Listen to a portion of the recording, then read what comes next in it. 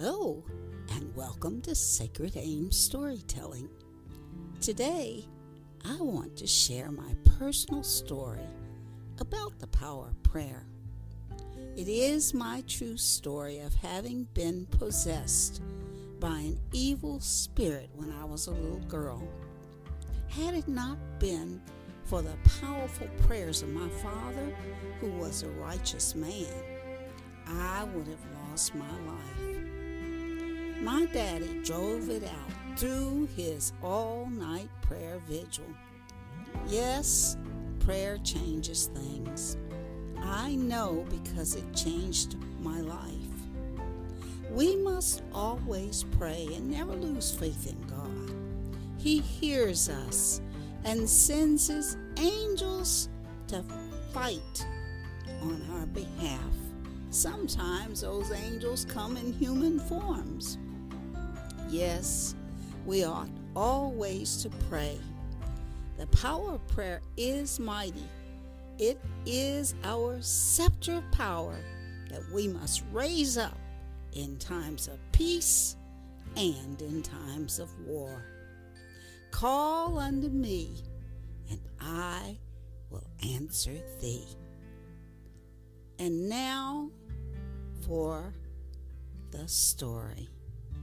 I hope you are uplifted by what you hear and that it encourages you to pray more and to strengthen your faith in God. So without further ado, here is my story called Deliver Us from Evil.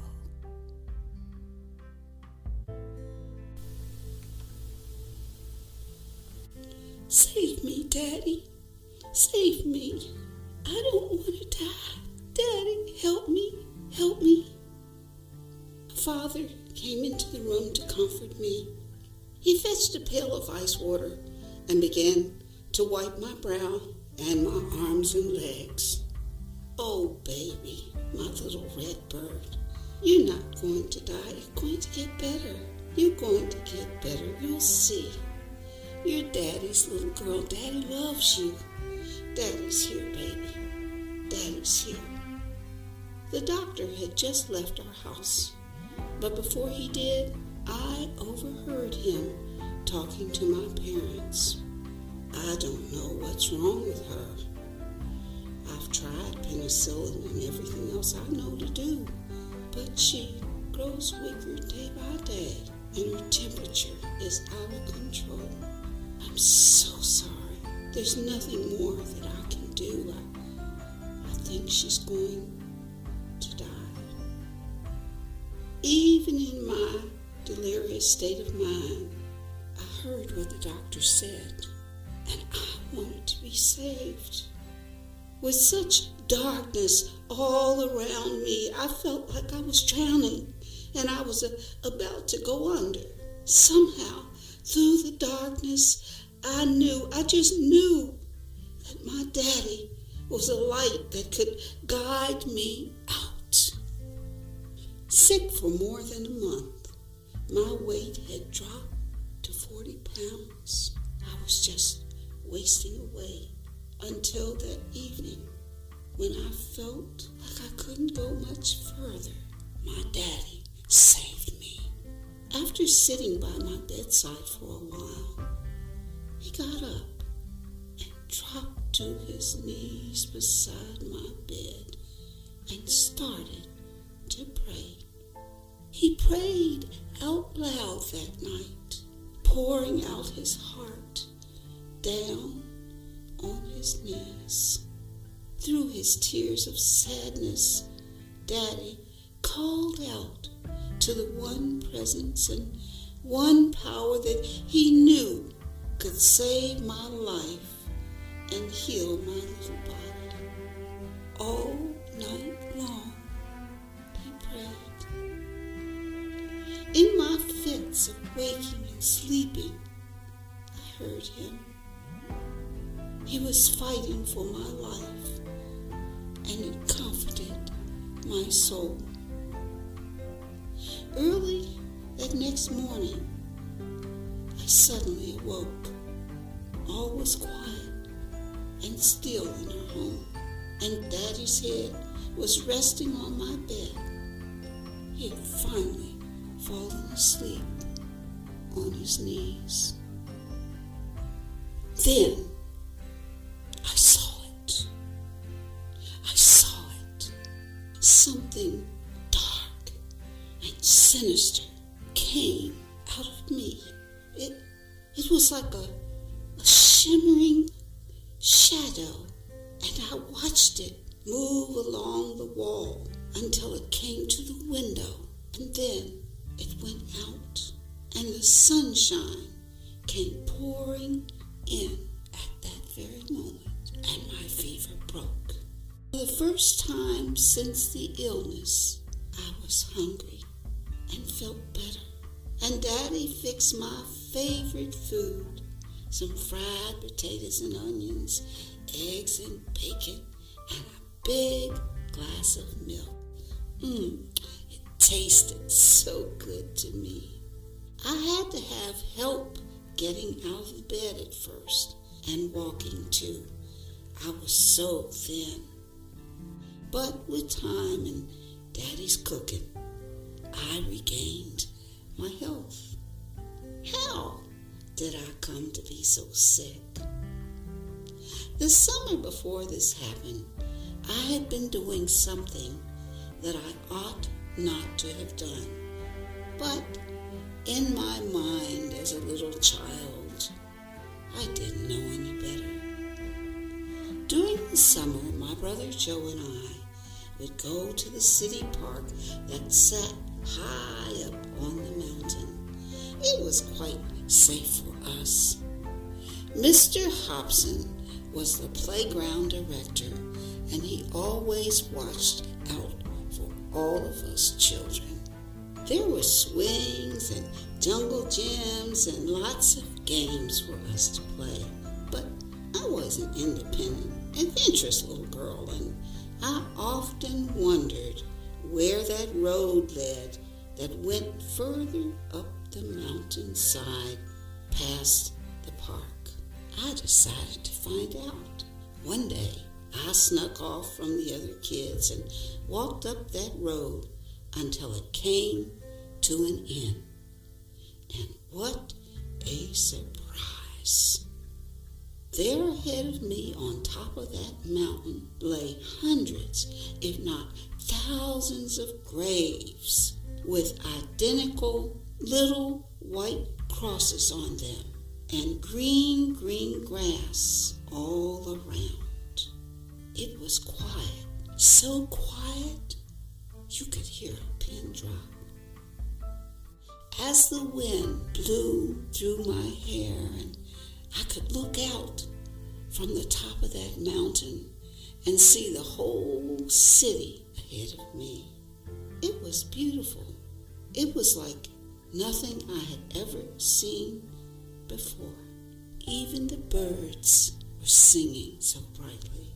I liked being here because it was quiet, beautiful, and there was nobody else around. As I stood there, a large, old, faded gray statue of an angel with outcast arms caught my attention and drew me to it.